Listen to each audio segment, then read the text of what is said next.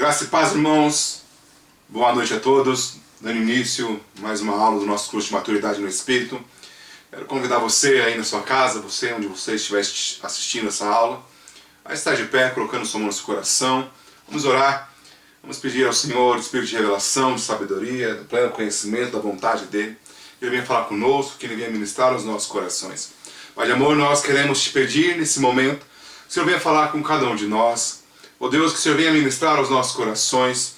Ó Deus, que a verdade, que é a Tua palavra, Deus, possa encontrar em nós um terreno fértil, onde ela venha frutificar, venha trazer frutos, venha gerar frutos e venha manifestar a Tua graça e o Teu amor sobre as nossas vidas. Pai de amor, eu oro por cada um dos meus irmãos, eu oro por cada aluno que estiver assistindo essa aula, para que o Senhor dê sabedoria, para que o Senhor venha enchendo do seu favor e graça e poder a vida de cada um dos meus irmãos, em nome do Senhor Jesus. Amém, irmãos? Dando continuidade ao nosso curso, a 11ª matéria, arrebatamento e a volta do Senhor Jesus. Amém? Então, semana passada nós iniciamos essa aula e nós falamos dos dois aspectos, né, da volta de Jesus. O primeiro aspecto, a volta às escondidas, onde fala do arrebatamento, e a volta aonde o Senhor virá junto com os vencedores. Amém? Então hoje nós vamos falar sobre o Armagedon. Então depois que toda a igreja for arrebatada para estar com o Senhor, né, nos ares, então Satanás, o anticristo e o falso profeta, eles ajuntarão as nações para pelejarem contra o Senhor Jesus, né, e contra os vencedores. Então lá em Apocalipse capítulo 17, no verso 14, diz que os chamados, eleitos e fiéis pelejarão. Amém? Então, provavelmente, né, o argumento será que se trata de uma invasão alienígena, né, haverá um tempo em que o homem vai declarar guerra contra Deus. Então, com o argumento o quê? Que é uma invasão, que é algo que vem contra o homem, contra o ser humano, mas na verdade é o anticristo, né, lutando contra o Senhor Jesus e os vencedores. Então a guerra do Armagedon, então, é necessária por quê? Porque dará a Deus a oportunidade de limpar a terra antes do milênio, antes do reino de Jesus milenar aqui na terra. Então Satanás, o anticristo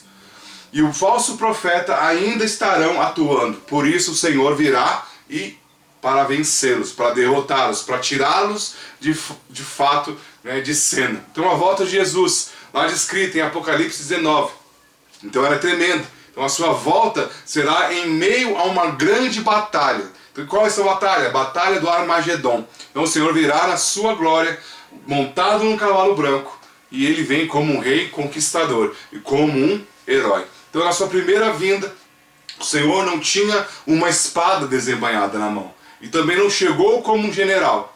Ele chegou como um servo, humilde. E humilde, ele apenas serviu. Então na sua primeira vinda aqui na terra, Jesus veio como servo e veio servir. Mas na volta, na segunda vinda, quando Jesus pisar aqui novamente na terra, ele virá como rei e virá como general. Aquele que vem para vencer. Então ele veio para salvar, como o Filho de Deus. Veio como o Cordeiro de Deus. Então disse que poderia pedir legiões de anjos para livrá-lo dessa hora, mas não pediu, porque ele veio para servir. Então a primeira vinda do Senhor Jesus, quando ele veio, se tornou o homem, ele veio para servir, ele veio como servo, ele veio para nos salvar, ele veio para nos comprar, ele veio dar a sua vida para nos resgatar. Mas na sua segunda vinda, na vinda como rei, ele virá para destronar Satanás. Ele veio para vencer, né, no sentido de guerrear contra.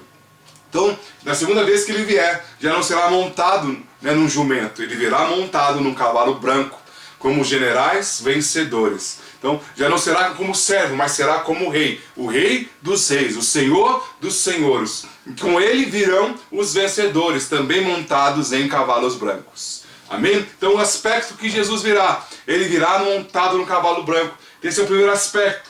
Lá, Apocalipse 19, verso 11 diz: vi o céu aberto e eis um cavalo branco, e o seu cavaleiro se chama Fiel e Verdadeiro, e julga e peleja com justiça. Então, o branco indica aquilo que é puro, aprovado, né, limpo, né, sem mácula, sem mancha, totalmente sem nenhuma coisa contra. Enquanto ele luta Contra o inimigo, o Senhor mostra a sua pureza e justiça, montado num cavalo branco. Então, esse aspecto do guerreiro montado no cavalo branco fala da santidade, fala da pureza do Senhor, fala daquilo que Ele é, né? Que não há dúvida, que não há mancha, que não há nada contra, que possa ser contra Ele. Amém? O outro aspecto é chamado fiel e verdadeiro. Então ele é conhecido pelo nome de fiel e verdadeiro, aquele que julga a peleja com justiça. Na verdade, Jesus Cristo jamais falhou e nunca e nem falhará. Então ele vem para cumprir tudo aquilo que ele prometeu, porque ele é fiel e verdadeiro. Então esse aspecto de Jesus como guerreiro, que virá montado num cavalo branco, que não tem mácula, que não tem mancha, que é puro, também fala que ele é fiel e verdadeiro. Então ele há de cumprir cada uma das suas promessas. Então o Senhor é fiel para com os seus, para os que esperam nele, para aqueles que confiam nele. Então porque é fiel precisa ser o vingador e vir para destruir os inimigos. Então nesse primeiro aspecto, que Jesus vem como guerreiro, ele vem montado no cavalo branco, ele vem cumprir as suas promessas, para que todos aqueles que nele esperam possam receber essas promessas. E ele também vem para vencer. E outro aspecto, né, de Jesus como guerreiro, aquele que vem montado no cavalo branco, é que ele tem os seus olhos como chama de fogo. No verso 12 do capítulo 19 de Apocalipse diz isso: os seus olhos são chama de fogo. Então significa que onde o Senhor olha não pode haver trevas. Tudo estará manifesto diante dos olhos daquele que tudo vê. Pode, né, contemplar as trevas, porque, né, para onde ele olha, tudo se torna luz. As trevas não ficarão diante dele. O inferno não prevalecerá contra ele, porque aonde ele olhar, tudo ele vai iluminar. Então cada pessoa que encontra com o Senhor Jesus, assim como ele veio como servo também, podemos ver que todas as pessoas que tinham um encontro com ele, de alguma forma eram marcadas. E ele vem com seus olhos são como chamas de fogo, porque consome tudo aquilo que não é de Deus. Amém? Outro aspecto é que é julgando e pelejando com justiça. O seu cavaleiro se chama fiel e verdadeiro e julga e peleja com justiça. Então a palavra do Senhor diz que todo julgamento foi entregue nas mãos dele. Jesus vai julgar vivos e mortos, mas ele apenas não julga, ele também executa o julgamento. Ele é aquele que julga e que peleja, é aquele que julga, que determina, mas também é aquele que faz as coisas acontecerem. Outro aspecto é aquele coroado com muitos diademas. Na sua cabeça há muitos diademas.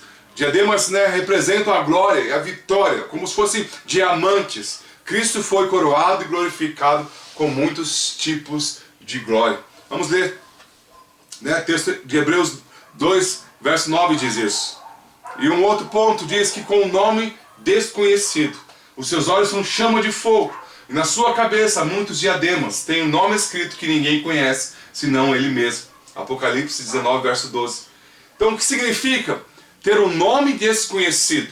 O que significa ninguém conhecer esse nome? Na Bíblia, conhecer o nome é conhecer a pessoa.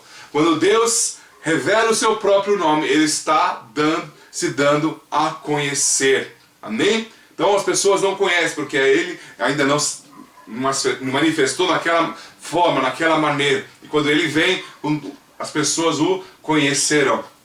Amém? Então o nome é o verbo de Deus, palavra de Deus. Lá vemos isso: estás vestido com um manto tinto de sangue, e o seu nome se chama o verbo de Deus. Então lá no versículo anterior, no verso 12, diz, João afirma que Jesus tem um nome que ninguém conhece, e em seguida, porém, um dos nomes é revelado, verbo de Deus, que significa a palavra de Deus. Verbo é a palavra do Senhor. E ele também vem como os vencedores.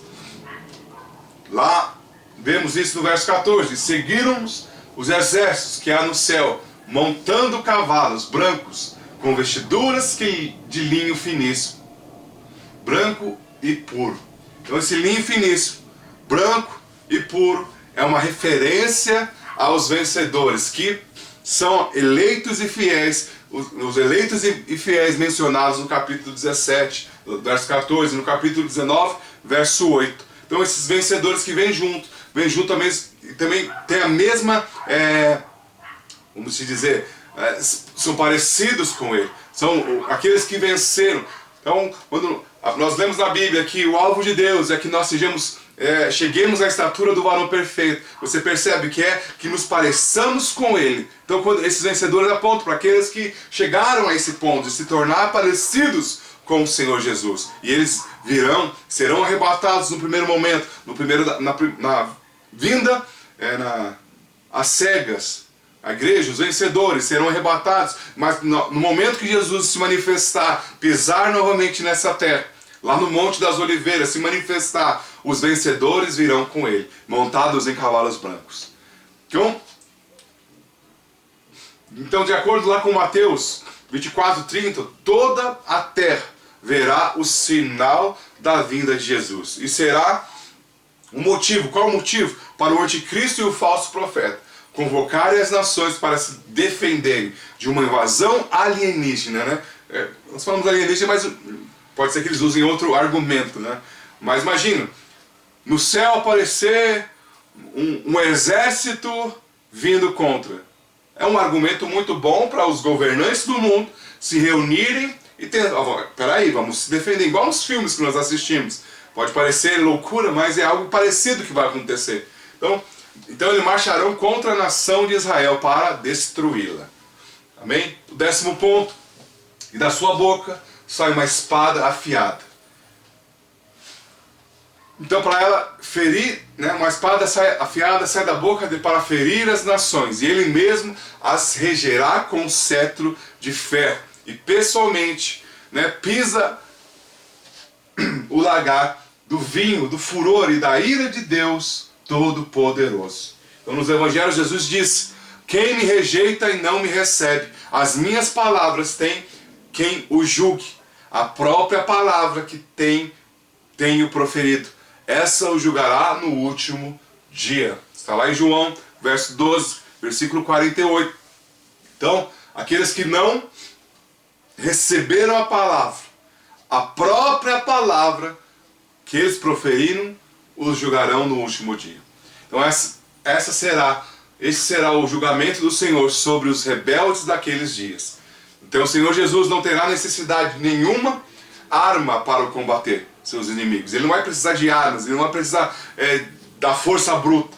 A palavra que sai dos seus lábios é uma espada afiada ferindo as nações. Então quando Jesus veio, da primeira vez, ele veio como um cordeiro manso e humilde. Mas dessa vez ele virá, né, não virá como um cordeiro, mas sim ele virá como um leão que venceu. Então, uma analogia, né, para a gente entender um pouco melhor. Tem algo muito interessante, não sei se os irmãos já assistiram aquele filme, As Crônicas de Nárnia. Aqueles filmes, se você não sabia, a história é baseada no reino de Deus. Então, havia o leão que se entrega, né, e ali podemos até dizer como um cordeiro, que ele era um leão, mas ele se entrega à morte no lugar de um garoto que havia cometido uma falha, uns erros contra a própria família, e ele se entrega no lugar, e aquele leão é sacrificado no lugar daquele garoto, mas depois ele ressuscita e ele volta, e a maneira como ele volta é exatamente como um leão, para vencer. E é dessa maneira que Jesus vai se manifestar quando ele vir, como um leão. Ele primeiramente, como homem, ele se tornou um cordeiro, morreu a nossa morte, sofreu a nossa vergonha, para que, quando ele voltar como leão. Então agora ele está revelando o seu verdadeiro nome, para que todos saibam quem, de fato, ele é. O Rei dos Reis e o Senhor dos Senhores. E ele regerá com cetro de ferro. Então esse cetro de ferro simboliza o poder e a autoridade. Então as nações ainda terão uma natureza rebelde. Então a prova é que no final do milênio seguirão o diabo novamente. E por isso ele terá que as reger com o cetro de ferro, que indica autoridade e poder absoluto. Então lá no verso 16, no capítulo 19 de Apocalipse, tem no seu manto, na sua coxa, um nome escrito: Rei dos Reis e Senhor dos senhores. Então, o manto nos fala da dignidade e nobreza, né, da essência que ele tem, enquanto a coxa nos fala da parte mais forte do corpo. Então, está escrito no manto e na coxa que ele é o Senhor dos senhores e Rei dos reis. Né? Seu senhorio e realeza estão baseados na sua dignidade, na sua essência e no poder que ele tem. Está lá no verso 14, né? Vemos como exército, esse exército que se manifesta lá no capítulo 19. Alguns creem que os exércitos aqui apontam para quem? Para os anjos, mas na verdade se referem aos crentes eleitos, se referem àqueles vencedores. Então em Apocalipse 17, verso 14, diz que virão para pelejar e para assumir o reino com Cristo. Então, nem a terra, nem o reino foi dado aos anjos. Portanto, eles não têm autoridade sobre Satanás. Mas aos santos foi dado o reino e a terra. E foram eles que receberam a autoridade para pisar o diabo, debaixo dos seus pés. Como diz em Romanos 16, 20. Então isto se cumprirá completamente no dia da volta, no dia da triunfal volta de Jesus. Então esse exército vem vestido de linho finíssimo. E a mesma descrição dos vencedores de Apocalipse 19, verso 8. Por isso então cremos que esses exércitos são os crentes vencedores, né? Os salvos que se tornaram vencedores, que entenderam o chamado de Deus e foram aperfeiçoados e se tornaram vencedores. Então assim a veste nupcial também é uma roupa de combate. Então o linho finíssimo, né, nos qualifica para a guerra. Então esse é o exército que virá com Jesus, os vencedores, os que venceram, os que pelo seu testemunho, além de salvos, também reinaram. A Bíblia fala lá em Romanos que aqueles que receberam o dom da graça e a abundante graça de Deus podem reinar em vida. E está falando daqueles que são os vencedores. Amém? Então lá no verso 19 também nós vemos quais são os seus inimigos. Os inimigos são os reis da terra, seus exércitos, né, a besta e o falso profeta. Os reis são principalmente os 10 reis que seguem o anticristo, como nós vemos lá em Apocalipse 17. Então o exército inclui o quê? Pelo menos os 200 milhões, né, de pessoas, né, que estão lá escritas em Apocalipse 9, 16 e 16, 20. Mas certamente será muito mais do que isso. O Armagedon nada mais é do que uma declaração de guerra do anticristo, do falso profeta e do dragão contra Deus. Então o Armagedon, a guerra do Armagedon, nada mais é isso, que é a manifestação declarada, né, do anticristo, do falso profeta e do dragão contra a pessoa de Deus. Então essa exuberante, né, tropa de cavalaria marchará contra Israel e se acampará num lugar chamado Vale de Josafá, ou Vale, né, do Megido, de onde vem a palavra Armagedon.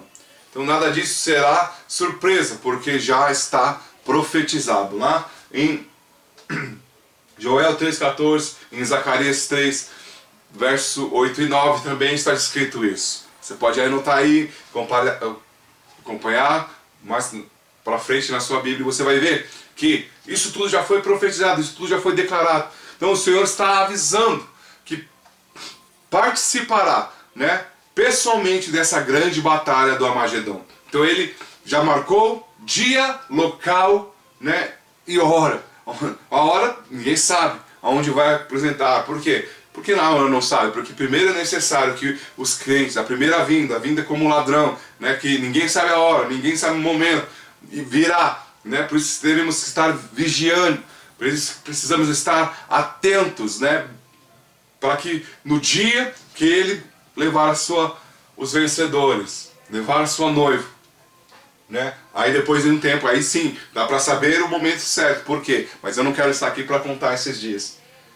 Então ele já marcou esse dia local, vai apresentar-se para o confronto. Então será o dia do Senhor, no Monte das Oliveiras. do mesmo lugar de onde, após ter ressuscitado, subiu ao céu, será esse lugar aonde acontecerá essa batalha. Amém? Em nome do Senhor Jesus. Amém, irmãos? Voltando um pouquinho aqui para nós ficar mais claro para nós. Vamos voltar aqui em alguns textos, né? E vamos acompanhar na Bíblia. Amém? Abra sua Bíblia aí em Apocalipse, capítulo 17. Vamos ler o verso 12 e o 14, onde nós vamos ver esses inimigos de Deus. Amém? Então assim, e os 10 chifres que viste são 10 reis, que ainda não receberam o reino, mas receberão poder como reis por uma hora, juntamente com a besta. Esses têm o mesmo intento e entregarão o seu poder e autoridade à besta. Esses combaterão contra o Cordeiro, e o Cordeiro os vencerá, porque é o Senhor dos senhores e o Rei dos reis. Vencerão os que estão com ele, chamando e eleitos e fiéis. Então nós vemos que os inimigos são esses, né? Esses 10 reis, esses 200 milhões que diz lá em Apocalipse 9:16. Vamos ver esse texto também, para ficar mais claro para nós. E o número dos exércitos dos cavaleiros eram de 200 milhões, e ouvi o número deles. E já lá no capítulo 16, no verso 2, também diz a respeito.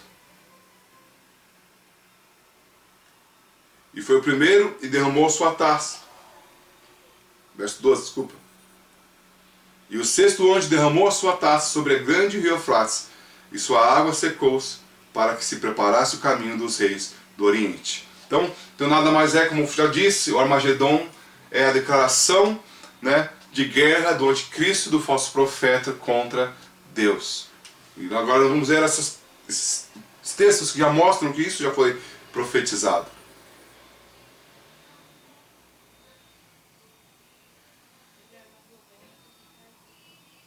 Mas Zacarias, capítulo 13, verso 8, diz assim: e acontecerá em toda a terra, diz o Senhor, que as duas partes dela serão extirpadas e expirarão, mas a terceira parte restará nela. E farei passar essa terceira parte pelo fogo, e a purificarei como se purifica a prata, e provarei como se prova o ouro, e ele invocará o meu nome, e eu ouvirei, direi o meu povo, e ele dirá: Senhor e meu Deus. Amém? Lá em Joel, capítulo 3, verso 14, diz: multidões no vale da decisão, porque o dia do Senhor está perto, no vale da decisão.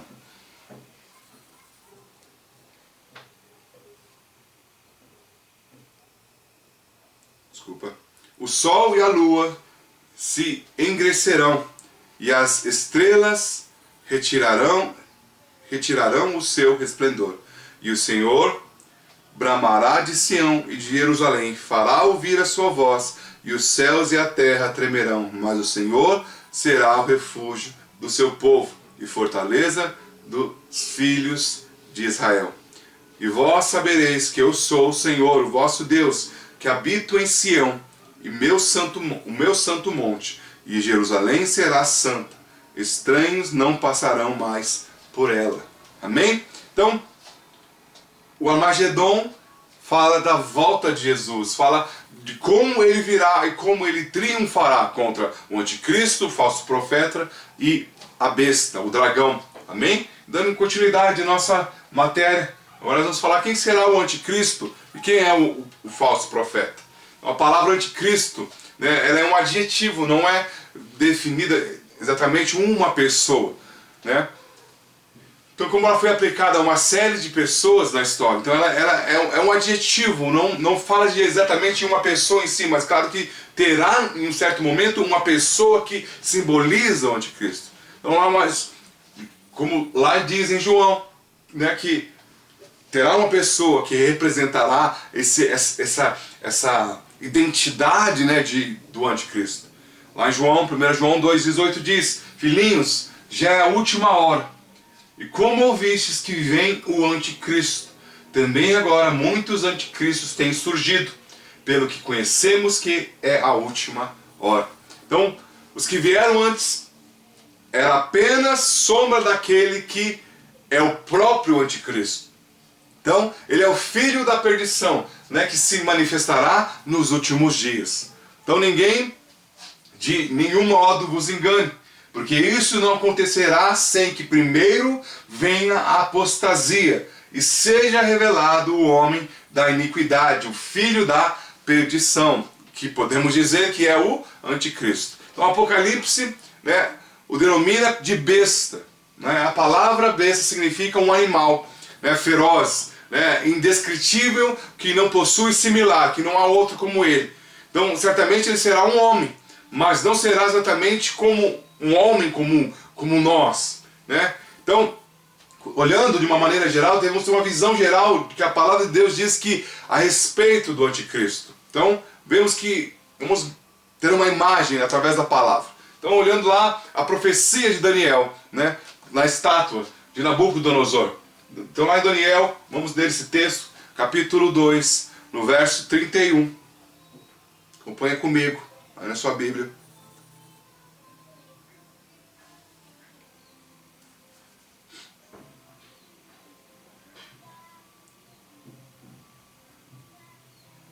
Diz assim, a profecia que Daniel revelou para Nabucodonosor. Tu, ó rei, estavas vendo, e eis que aqui uma grande estátua. Essa estátua, que era imensa, cujo resplendor era excelente, e estava em pé diante de ti, e a sua aparência era terrível. A cabeça daquela estátua, de ouro fino, e seu peito, os seus braços de prata, o seu ventre e as coxas de cobre, as pernas de ferro e os pés em parte de ferro e em parte de barro. Estavas vendo isto, quando uma pedra foi cortada, sem auxílio de mão, a qual feriu a estátua nos pés, de ferro e de barro, e os esmiuçou. Então foi juntamente esmiuçado o ferro, o barro, o bronze, a prata e o ouro, os quais fizeram como pragana das eiras do estio, e o vento os levou, e não se achou lugar para eles. Mas a pedra que feriu a estátua se tornou grande monte e encheu toda a terra. Este é o sonho, também a sua interpretação, diremos na presença do rei. Tu, ó rei, és rei de reis, a quem o Deus do céu tem dado o reino, o poder, a força e a glória. E onde quer que habitem os filhos de homens, na tua mão entregou os animais do campo, as aves do céu, e fez que reinasse sobre todos eles. Tu és a cabeça de ouro. E depois de ti se levantará outro reino, inferior ao teu, e um terceiro reino de bronze, o qual dominará sobre a terra. E o quarto reino será forte como o ferro, pois como o ferro esmiuça e quebra tudo. Como o ferro que quebra todas as coisas, assim ele esmiuçará e fará em pedaços. E quanto ao que viste dos pés e dos dedos, em parte de barro, de oleiro, e em parte de ferro, isso será um reino dividido. Contudo haverá nele alguma coisa da firmeza do ferro, pois viste o ferro misturado com barro de lodo.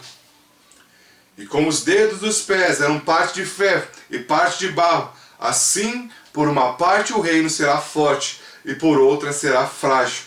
Quanto ao que viste do ferro misturado com barro de lodo, misturar-se-ão com semente humana, mas não se ligarão um ao outro. Assim como o barro, como o ferro não se mistura com o barro. Mas nos dias desses reis, o Deus do céu levantará um reino que não será jamais destruído, e esse reino não passará a outro povo. Esmiuçará e consumirá todos esses reinos, mas ele mesmo subsistirá para sempre. Então o povo de Israel, né, foi levado cativo 500 anos antes de Cristo, né, por um império chamado da Babilônia. Então esse era o nome do império, também, né, o nome da sua capital. Então o imperador da Babilônia, né, se chamava naquele momento Nabucodonosor. Então certa vez ele teve um sonho, que deixou, né, perturbado, deixou ele muito perturbado. E no sonho ele viu uma grande estátua, cuja aparência era terrível, como nós lemos aqui. Então a cabeça era como de ouro fino, os braços e o peito de prata, o ventre e os quadris de bronze, as pernas de ferro e os pés em parte de ferro e em parte de barro. Então foi então que entre os cativos de Judá, né, Deus levantou um profeta, o profeta Daniel, a quem o Senhor revelou tanto o sonho como o significado do sonho. Como nós vemos aqui a visão que Daniel teve, a interpretação do sonho. Então a estátua lá de Nabucodonosor simbolizava o sistema político, né, o governo mundial. Então cada uma das partes, como Daniel mesmo disse, são os reinos da terra. Então a estátua simbolizava os reinos da terra, simbolizava o poder aqui na terra, simbolizava o sistema governamental da terra, o sistema político mundial daquela época, mas não só daquela época. Você percebe que na interpretação de Daniel, ele fala, olha, não é só o seu reino, mas outros reinos que virão após o seu. Naquele momento, né, Babilônia governava o mundo conhecido. Babilônia era a potência mundial naquele momento. Em cada uma das partes, né, da estátua representava os impérios mundiais, né, que se sucederão através da história dos dias de Daniel até o fim dos tempos. Hoje em dia não existe, né, por mais que existam países, né, que são as potências, que são como se fossem as potências mais fortes, não tem um governo, né, um sistema único, né? Pelo menos visivelmente e revelado, né? Mas sabemos que, se nós formos olhar, tem lá suas particularidades que ainda são bem parecidas. Mas naquele momento ali existiam sempre impérios que governavam o mundo nas suas épocas, até outro império tomar o conta. Então a cabeça simbolizava ali o império babilônico. Então era de ouro, porque Nabucodonosor reinava sozinho, né, com um cetro de ferro. E nesse sentido o seu reino simbolizava, né, o de Jesus, que um dia também reinará sozinho com um cetro de ferro. Então, o primeiro sinal, né, o primeiro império que é descrito lá no sonho de Nabucodonosor era a cabeça de ouro, que apontava para o próprio reino do rei Nabucodonosor, né, do imperador Nabucodonosor. Ele reinava, governava sozinho. Aponta também para o reinado de Jesus, que vai reinar sozinho e com cetro de ferro. Somente ele governará, somente ele é o rei dos reis. Amém? Então somente Jesus Cristo. Claro que terão por ele ser rei dos reis, terão outros reis, que são aqueles que nós conhecemos como vencedores. Bem? Então o primeiro sinal, né? A primeira parte da estátua é a cabeça de ouro, que aponta para o reino, né, para o império babilônico. O segundo, e aí nós podemos acompanhar através da história, que quando acabou o império babilônico, um outro império se tornou, né, o governante do mundo naquele momento, né, que aponta, né, aonde simboliza lá na estátua o peito e os braços de prata, que representam o império Medo-Persa, então, que sucedeu o babilônico. Então, sob o domínio de Ciro, esse império é representado pelos dois braços, né, porque era constituído de dois reinos, o da Média e o da Pérsia. Então eram dois braços, eram dois reinos que se uniram, né, e governavam o mundo naquele momento. Hoje a Pérsia corresponde ao Irã, né? E aí o terceiro império, o Império Grego, ou Macedônico, né, simbolizado pelo quadril de bronze, né?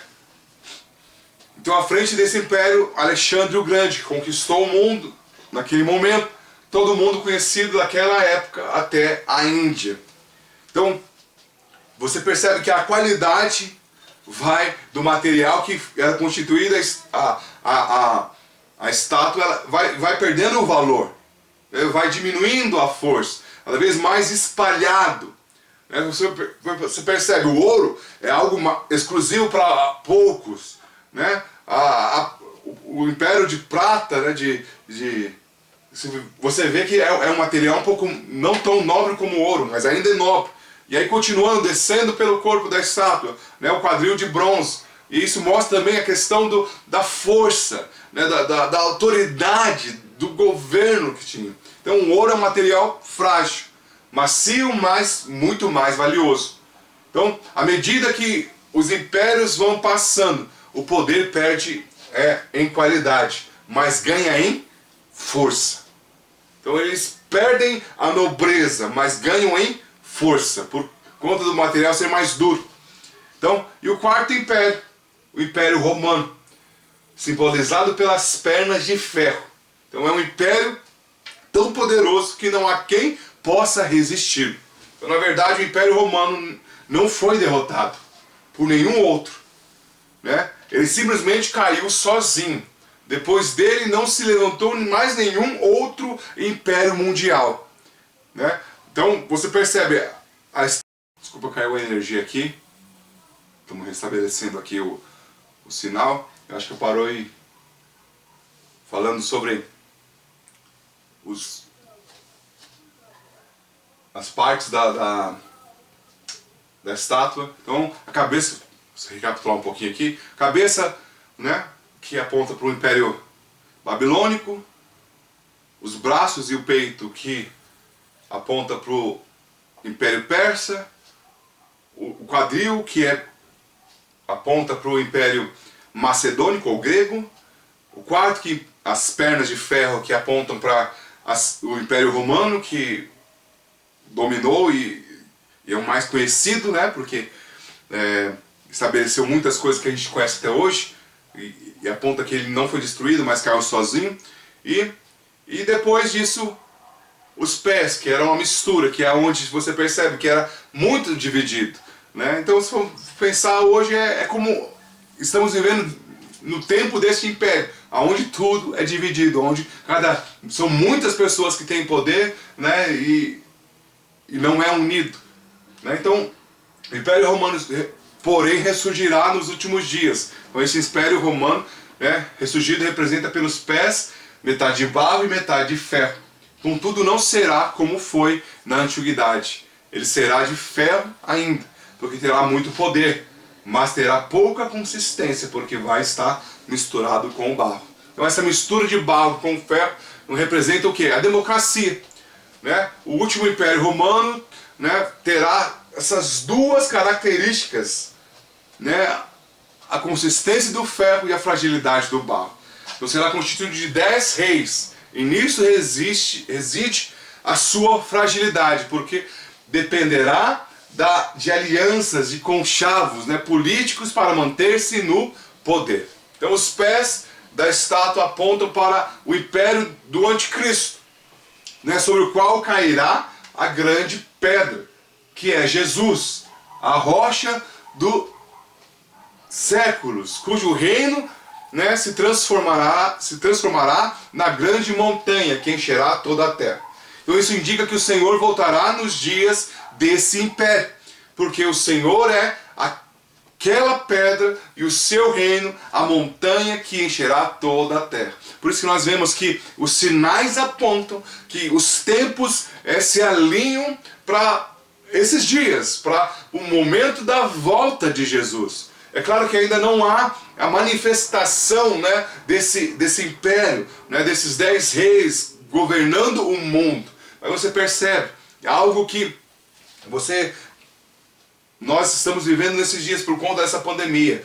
Algo aconteceu que se manifestou no mundo inteiro. Mais e mais as pessoas querem alguém que direcione uma única decisão. Olhando e vendo esses dias, nós até queremos algo parecido que não deveríamos querer. É tanta informação que às vezes a gente não sabe de quem devemos ouvir, porque de um lado ouvimos uma coisa, de outra ouvimos outra. Aí a gente fica pensando, né, bem que poderiam todos falar a mesma coisa, mas você percebe que quando haver, né, uma consistência, um alinhar mundial para decisões onde afetam o mundo inteiro, nós sabemos que está bem próximo o império do anticristo, ou seja, o império desses 10 reis, o império que é descrito lá no livro de Daniel, que aponta para os pés e que são de ferro e barro. Então, aí também existe lá, para dar um complemento a essa profecia, o sonho dos 4 animais, que está lá em Daniel, capítulo 7, do verso 1 até o 7. Vamos ler novamente, Daniel, capítulo 7, do verso 1.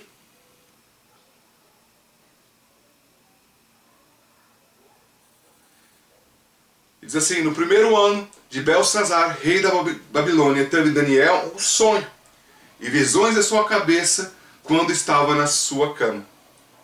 Escreveu logo o sonho e relatou a suma das coisas. Falou Daniel e disse: eu estava olhando na minha visão da noite. Eis que os 4 ventos do céu agitavam o mar grande. E 4 animais grandes, diferentes uns dos outros, subiram do mar. O primeiro era como um leão, e tinha asas de águia.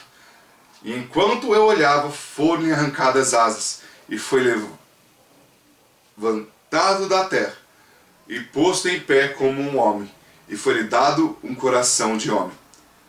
Continuei olhando, e eis que aqui o segundo animal, semelhante a um urso, o qual se levantou de um lado, tendo a boca 3 costelas, e entre seus dentes, e foi-lhe dito assim: levanta-te, devora muita carne. Depois disso eu continuei olhando, e eis que aqui outro semelhante a um leopardo, e tinha 4 asas de ave nas suas costas. Tinham também este animal 4 cabeças, lhe foi dado domínio.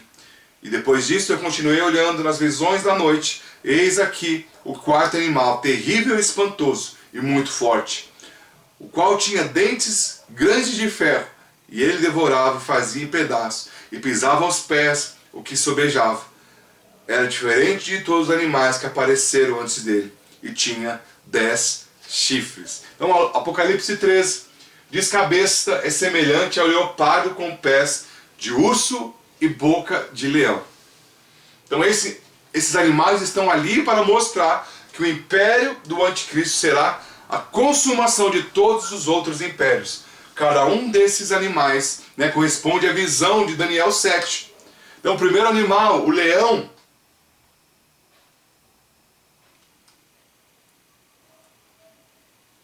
com asas de águia, aponta para o Império Babilônico. Então, o primeiro animal é o leão com asas de águia, que corresponde à cabeça de ouro da estátua de Nabucodonosor. Vamos ler mais uma vez. Daniel 7:1. No primeiro ano de Belsazar, rei da Babilônia, teve Daniel um sonho e visões da sua cabeça quando estava na sua cama. Escreveu logo o sonho e relatou a suma das coisas. Falou Daniel e disse: eu estava olhando na minha visão da noite, e eis que os 4 ventos do céu agitavam o mar grande, e 4 animais grandes diferentes uns dos outros subiam do mar. O primeiro era como um leão e tinha asas de águia. Enquanto eu olhava, foram arrancadas as asas e foi levantado da terra, e posto em pé como um homem, e foi-lhe dado um coração de homem. Então, esse primeiro animal, o símbolo de Nabucodonosor era um leão com asas. Então, a maior das aves de rapina e o maior dos animais de rapina unidos num só animal. Então, Nabucodonosor era representado por esse ser, um leão com asas. É o segundo animal, o urso, com 3 costelas entre os dentes, aponta para o Império Medo-Persa. Está lá, verso 5 de Daniel, que fala assim: continuei olhando, e eis que aqui o segundo animal, semelhante a um urso, o qual se levantou de um lado, tendo na boca 3 costelas entre os seus dentes, e foi-lhe dito assim: levanta-te e devora muita carne. Então, esse segundo animal, representado pelo urso, que tinha costelas entre os dentes, aponta para esse império, o Medo-Persa, representado pelo peito e os braços de prata, do qual, da estátua, o urso sai do leão, assim como o império Medo-Persa sai do império babilônico. Amém? O terceiro animal, o leopardo, com 4 cabeças e 4 asas, que aponta para o império grego. Então, esse terceiro animal, o leopardo, simboliza o Império Grego, representado pelo quadril de bronze da estátua, depois da morte de Alexandre o Grande, que morreu muito jovem, né, aos 33 anos, o Império Macedônio foi dividido entre os seus principais generais, né, Ptolomeu, né, Seleuco, Antípater e Filitero. E por isso que esse leopardo tem 4 cabeças e 4 asas. Você vê como a história, né, do mundo se encaixa com a Bíblia. Você vê que é uma profecia, um sonho que aconteceu muito antes de, né, de fato acontecer. Você percebe que coisas grandiosas, né, batalhas imensas, conspirações imensas,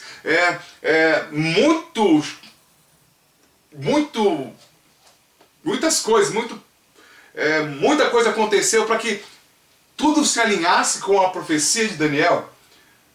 Você vê que o Império Babilônico, ele deixa de existir, porque o Império Medo-Persa o controla, ou seja, toma o poder. E aí em seguida o Império Macedônico, através de Alexandre o Grande, se você procurar na história, se você não conhece, né, toda a história dele, você vê que o que ele faz. Então ele conquista, mas aí ele morre muito jovem, cometido numa doença. E aí o seu reino é dividido nos seus 4 generais, o sonho de Daniel, o leopardo, que aponta para o Império Macedônico, né, grego, é dividido pelos seus 4 generais. E o leopardo tem, né, 4 cabeças e 4 asas. E o último animal, né, que é a fera com 10 chifres e dentes de ferro, que aponta para o Império Romano. Então, sem a descrição, mas o 4º animal é o mais assustador de todos. Daniel informa apenas que ele tem 10 chifres e dentes de ferro. O ferro aqui é para associá-lo à 4ª parte da estátua, né, que tinha as pernas de ferro. Então, esse estranho animal com dentes de ferro é o Império Romano. Então, esse 4º animal, que tem 10 chifres, assim como o animal de Apocalipse, né, 13, verso 1 e 2, que também tem 10 chifres, corresponde aos 10 artelhos da estátua de Daniel, ou seja, os dedos dos pés. Está lá em Daniel 2. E o 4º animal aponta para o império do anticristo. Então a fera que Daniel viu era terrível, né, espantosa, muito forte. O império do anticristo será muito forte. Ele tem grandes dentes de ferro e unhas de bronze. Isso mostra como serão realizadas suas conquistas. O poder que ele recebe é poder militar, o poder bélico. Será um império muito forte. Então essa besta, né, tem um chifre pequeno que sobe entre os 10 chifres. Então, vamos ler lá Daniel, capítulo 7, verso 8. Diz assim: estando eu a considerar os chifres, eis que entre eles subiu outro chifre pequeno, diante do qual 3 dos primeiros chifres foram arrancados. E eis que nesse chifre havia olhos como os de homem, e uma boca que falava grandes coisas. E aí, lá em Daniel, capítulo 20,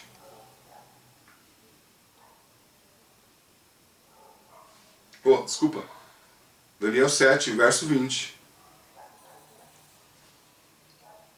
Diz assim: e também a respeito dos 10 chifres que tinha na cabeça e do outro que subiu, e diante do qual caíram 3, isso é, daquele que tinha olhos e uma boca que falava grandes coisas, cujo parecer era mais robusto do que dos seus companheiros.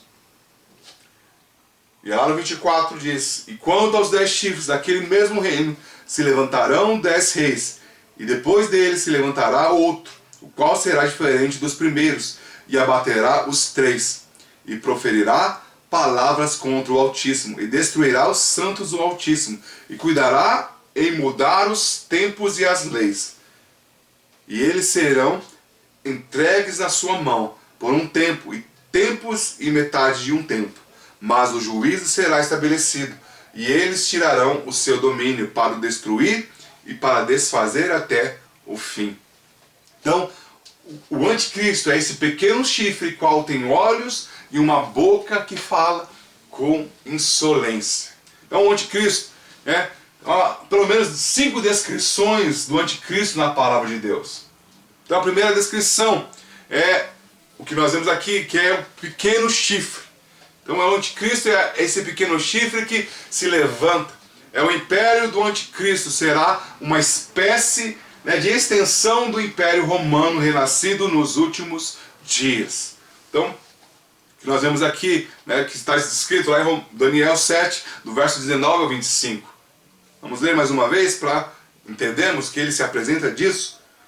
Daniel 7, verso 19 ao 25, diz assim: Então tive o desejo de conhecer a verdade a respeito do quarto animal, que era diferente de todos os outros, muito terrível, cujos dentes eram de ferro e as suas unhas de bronze, que devorava, fazia em pedaços e pisava aos pés o que sobrava.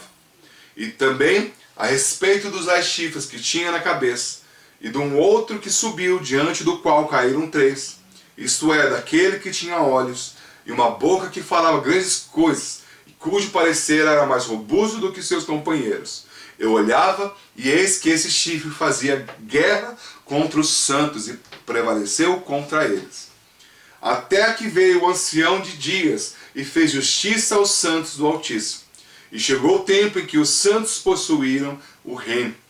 E disse assim o quarto animal: será o quarto reino da terra, o qual será diferente de todos os reinos, e devorará toda a terra, e pisará os pés, e fará em pedaços. E quando aos 10 chifres daquele mesmo reino se levantarão 10 reis, e depois deles se levantará outro, o qual será diferente dos primeiros, e abaterá os 3 reis, e proferirá palavras contra o Altíssimo, e destruirá os santos do Altíssimo, e cuidará de mudar os tempos e a lei, e eles serão entregues na sua mão por um tempo e tempos, e metade de um tempo. Então, o anticristo é descrito aqui, uma descrição dele é que ele é esse pequeno chifre, ou seja, que vem, né, uma extensão do Império Romano, que é nascido nos últimos dias. Então o anticristo governará sobre o Império Romano surgido nos dias da grande tribulação. Então ele perseguirá os judeus e os cristãos que estiverem aqui na terra durante o seu reinado. Então algo que interessante, que nós precisamos entender pelo Império Romano. O Império Romano ele era um império constituído de muitos outros reinos. Mas como ele tinha autoridade, mas ele conquistava reinos. O Império Romano tinha 2 maneiras de conquistar. Uma era a força, né, e ele conquistava os reinos ali à força, mas havia também a conquista pela influência, aonde reis se tornavam, ficavam debaixo do Império Romano, sofriam a influência, mas pagavam tributos ao Império Romano. Nós vamos olhar Jesus Cristo quando nasceu, né? Israel ali era governada pelo Império Romano, mas você percebia que era algo que eles cobravam impostos, eles dominavam, eles sitiavam, né, Israel, todo Israel, mas ainda o povo ali era judeu, mas o Império Romano é quem governava. Então você percebe que o Império Romano, né, nos últimos dias é parecido com uma ordem mundial que governa o mundo, que cobra do mundo, mas na verdade, assim, aparentemente tem a sua liberdade. Algo parecido com os dias de hoje, né? Que tem, né, organizações que interferem mundialmente, que tem autoridade mundial, né? E se olharem praticamente todas as nações. Mas na verdade, elas dizem que não são. Assim, muito parecido com o Império Romano. Então o Império Romano, né, o Império do Anticristo será formado por 10 reis, que também podem representar os sistemas, né, diferentes de governo. Então, entre os 10 governantes, um governa mais de um país. Então, na verdade, são 10 reis que estarão governando todo o mundo, como nós vemos lá em Daniel 7, 24. Então, o Império do Anticristo será formado por esses 10 reis, que também podem ser representados em sistemas diferentes de governo, né, que vemos. Então o anticristo se levanta contra tudo que se chama Deus e contra qualquer forma de culto e proferirá palavras insolentes e blasfêmias contra Deus. 2 Tessalonicenses capítulo 2, verso 4, diz assim: o qual se opõe e se levanta contra tudo que se chama Deus, ou é objeto de culto, a ponto de assentar-se no santuário de Deus, ostentando-se como se fosse o próprio Deus. Então, a primeira característica do anticristo é que ele é uma extensão, né, um governo que é uma extensão do Império Romano. A outra característica, a segunda característica, nós vemos lá em Daniel capítulo 9, verso 26 e 27, que ele se apresenta como um príncipe. E depois das 62 semanas será cortado o Messias, mas para si mesmo. E o povo do príncipe, que há de vir, destruirá a cidade e o santuário, e o seu fim será como uma inundação. Até o fim haverá guerra. Então estão determinadas as assolações. Ele firmará aliança com muitos por uma semana, e na metade da semana fará cessar o sacrifício e a oblação. E sobre a asa das abominações virá o assolador, e isso até a consumação. E o que está determinado será derramado sobre o assolador. Amém? Então,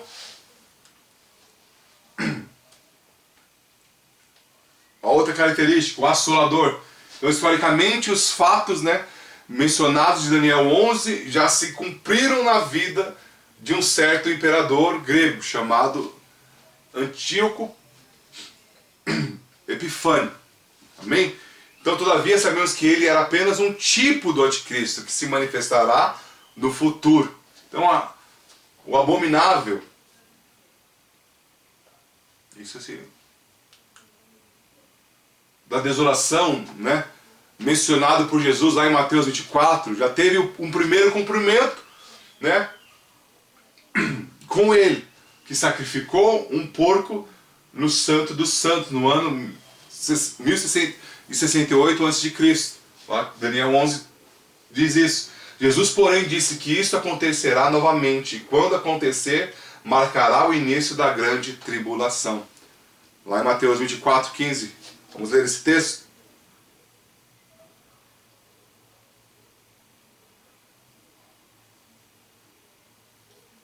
Quando, pois, virdes que a abominação da desolação, que falou o profeta Daniel, está no lugar santo, quem lê, entende. Você percebe, Jesus fala que ainda vai acontecer.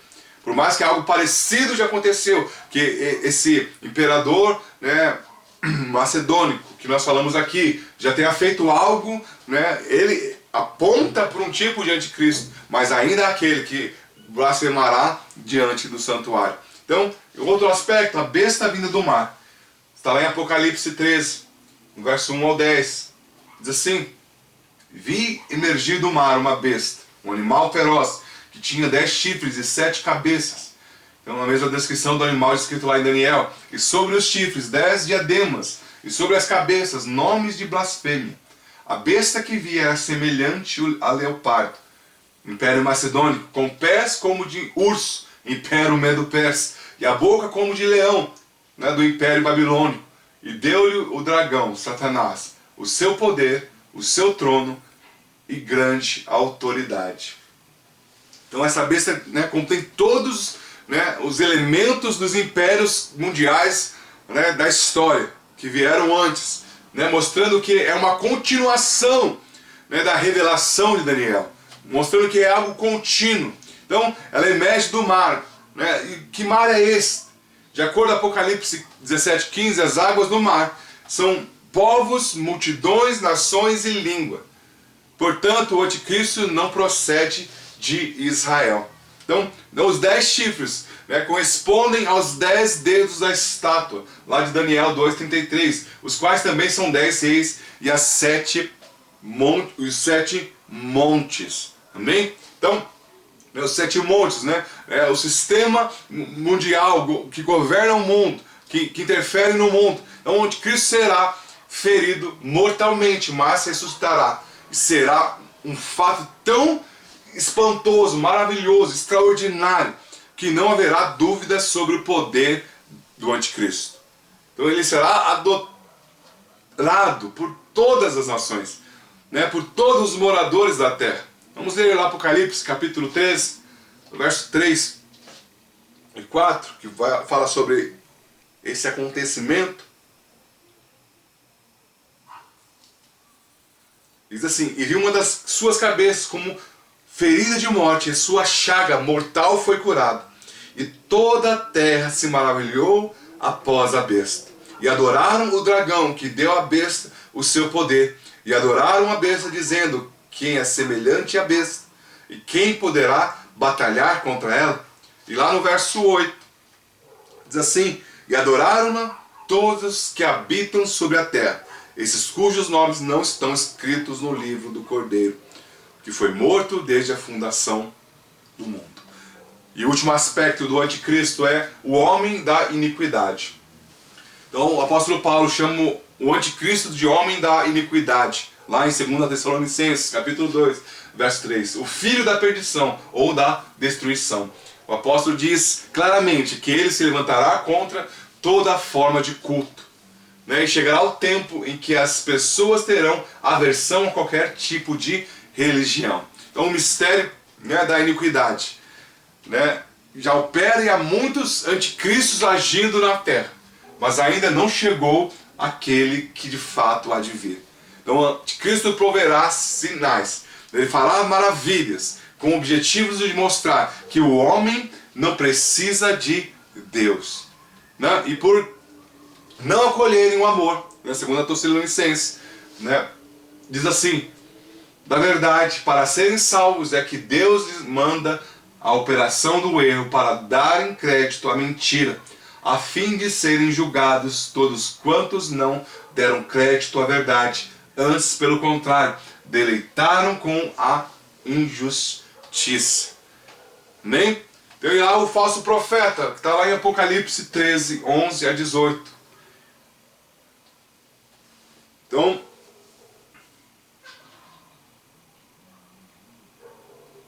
Apocalipse 13, verso 11, diz assim: e vi subir da terra outra besta, e tinha 2 chifres semelhantes aos do cordeiro, e falava como o dragão. Ele exerce todo o poder da primeira besta, e na sua presença faz que a terra e os que nela habitam adorem a primeira besta, cuja chaga mortal foi curado. E faz grandes sinais, de maneira que até o fogo faz descer do céu a terra, à vista dos homens. Engana os que habitam na terra, com sinais que foi permitido que fizesse em presença da besta, dizendo aos que habitam na terra que fizesse uma imagem à besta, que recebera a ferida na espada e vivia. E foi-lhe concedido que desse espírito a imagem da besta, para que também a imagem da besta falasse, e fizesse como se fossem mortos todos os que não adorassem a imagem da besta. E faz que a todos pequenos e grandes, ricos e pobres, livres servos, lhes seja posto um sinal na sua mão direita ou nas suas testas, para que ninguém possa comprar ou vender, senão aquele que tiver o sinal, ou o nome da besta, ou o número do seu nome. Aqui há sabedoria: aquele que tem entendimento calcule o número da besta, porque é o número de um homem, e o seu número é 666. Então, você vê, são 3 aspectos: o anticristo, que tem lá as suas características, e depois, né, o falso profeta. Então já falamos então sobre o anticristo, mostrando 5 descrições bíblicas dele. Então agora vamos falar, né, entender, né, a figura do falso profeta, que é a besta que emerge da terra, como nós vemos em Apocalipse 16, 13. Então a primeira besta vem do mar, o anticristo, e representa o anticristo, que deveria vir das nações, né, gentílicas. A segunda vem da terra. Essa besta representa o falso profeta, que deve vir de Israel, né? A terra simboliza e aponta a Israel. E tem então, primeiro ponto, com 2 chifres, parecido com um cordeiro, e falando como um dragão. O fato de ter 2 chifres significa que o falso profeta tem menos poder que o anticristo, e ele se parece com um cordeiro, mas fala como dragão. Como esse essa falsa aparência de cordeiro, ele vai fazer, né, e tentar se passar por um seguidor de Cristo, vamos se manifestar como um crente. E certamente ele se identificará com o mensageiro de Deus. E será difícil distinguir, né, esse falso profeta, né, das duas testemunhas que estarão vivendo, né, e são contemporâneas no mesmo momento. Então, os sinais miraculosos, né, não podem ser o critério de discernimento entre o falso e o verdadeiro. Né? O segundo aspecto, que eles continuarão, né, trabalhando por anticristo, né, exercendo a autoridade do anticristo e fazendo que adorem a imagem do anticristo e fazendo as pessoas levarem a marca, né, do anticristo, da besta. Então a besta, né, o falso profeta, ele vem para trabalhar, trabalha para o anticristo, né? Ele exercendo a autoridade do anticristo e faz que as pessoas adorem o anticristo e fazem as pessoas levarem a marca do anticristo. Amém? Que nós possamos ter compreensão disso. É claro que nós estamos falando de coisas que esperamos não estar aqui para ver, né? Porque eu imagino que eu e você, imagino que você queira ser contado como um dos vencedores, ser arrebatado com a igreja vencedora.